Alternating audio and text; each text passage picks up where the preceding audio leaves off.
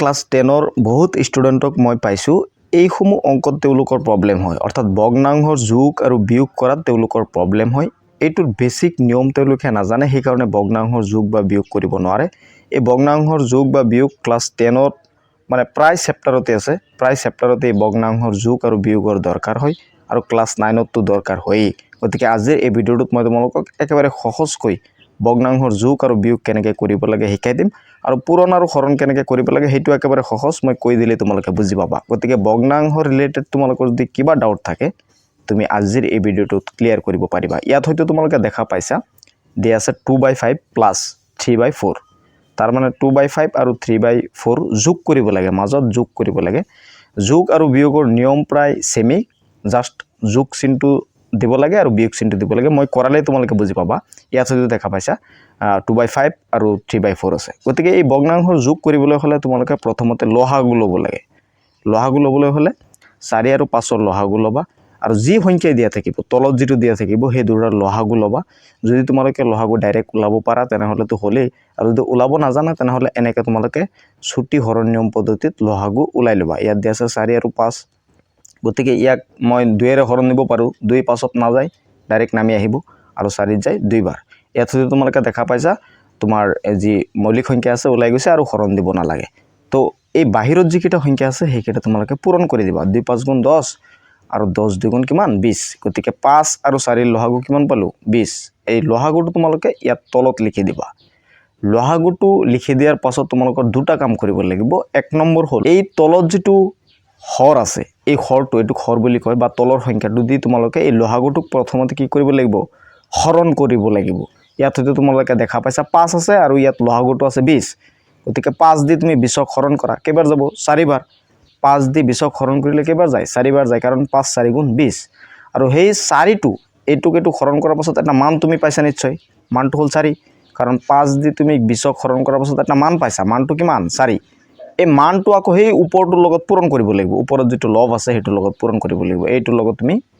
পূৰণ কৰিব লাগিব এইটো নিয়মে মেইন দুটা কাম কৰিব লাগে লহাগু লোৱাৰ পাছত এই দুটা কামে কৰিব লাগে এক নম্বৰ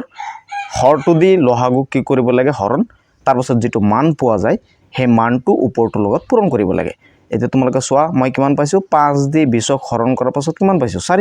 এই 4 মই ওপৰটোৰ লগত পূৰণ কৰিম ওপৰত কিমান আছে 2 4 2 গুণ কিমান 8 তাৰ পাছত প্লাস আছে প্লাস সেই একেই নিয়ম এটোৰ ক্ষেত্ৰতো একেই নিয়ম মানে ফলো কৰিব লাগিব হেতু 4 দি কি কৰিব লাগিব 20ক হৰণ কৰিব লাগিব কেইবাৰ যাব 5 বাৰ 5 মই কি কৰিম ওপৰটোৰ 3 লগত পূৰণ কৰিম 5 3 গুণ কিমান 15 তো মই আশা কৰিছো তুমি লহাগুৰ লোৱাৰ পাছত কি দুটা কাম কৰিব লাগে তুমি বুজি পাইছা এতিয়া জাস্ট কৰিব পাৰিবা ওপৰত কি আছে 8 + 15 8 + 15 কিমান হয় হেতু যোগ কৰি দিবা আৰু তলত যিমান আছে হেতু বহাই দিবা তো 8 আৰু 15 যোগ কৰাৰ পাছত আমি পাইছো কিমান 23 আৰু তলত আছিল 20 এইটো হ'ল ভগ্নাংশত যদি যোগ থাকে তেনেহলে এই নিয়মৰ ধাৰাই তুমি কি কৰিব পাৰিবা ভগ্নাংশৰ যোগ কৰিব পাৰিবা বিয়োগৰ ক্ষেত্ৰত একেই নিয়ম সেম নিয়ম লহাগু ল'ব লাগিব তাৰ পাছত লহাগু হৰণ কৰি সেই লবৰ লগত পূৰণ কৰিব লাগিব একেই নিয়ম জাস্ট খালি ইয়াত কি বহিব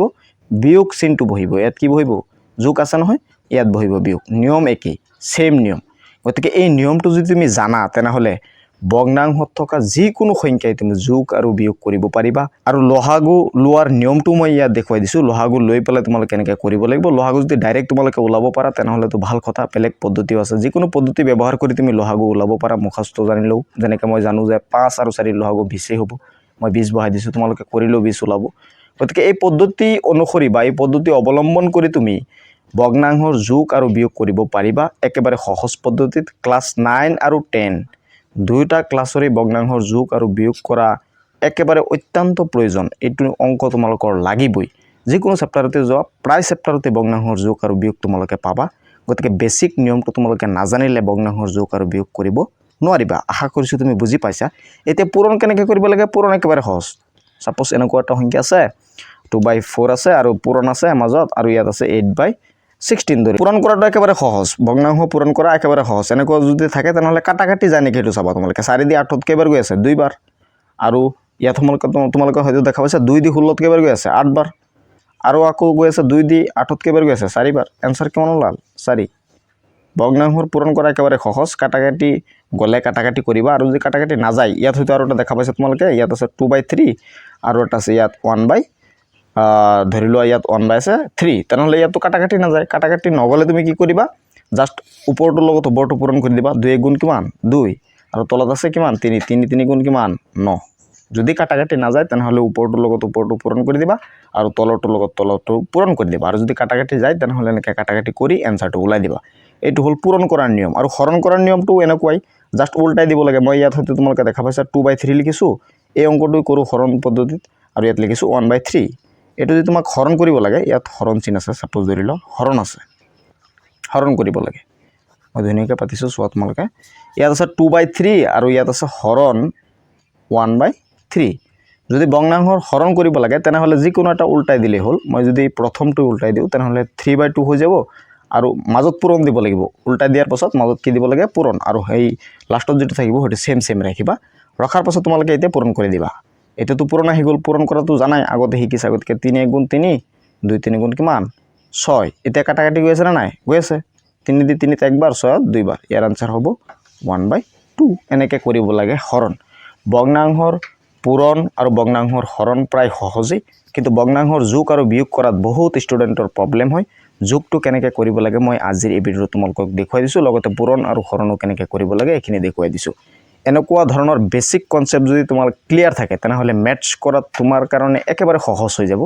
গতিকে বেসিক নলেজখিনি সদায় ক্লিয়াৰ কৰিবলৈ চেষ্টা কৰিবা তেনেহ'লে তোমালোকৰ কনসেপ্ট ক্লিয়াৰ কৰি তুমি ম্যাথছত এটা ভাল নাম্বাৰ স্কোৰ কৰিব পাৰিবা মেট্ৰিক পৰীক্ষাত ভিডিঅ'টো শ্বেয়াৰো কৰি দিবা যাতে সকলোৱে চাব পাৰে লগতে মোৰ চেনেলটো ফলো কৰি ৰাখিবা মই সদায় তোমালোকৰ কাৰণে এনেকুৱা ধৰণৰ বেসিক নলেজ যিখিনি আছে বেসিক ম্যাথছ যিখিনি আছে সেইখিনি দিবলৈ চেষ্টা কৰিম তাৰ পাছত মই লাহে লাহে তোমালোকৰ কিতাপৰ যিসমূহ ম্যাথছ আছে সেইখিনিও দিবলৈ চেষ্টা কৰিম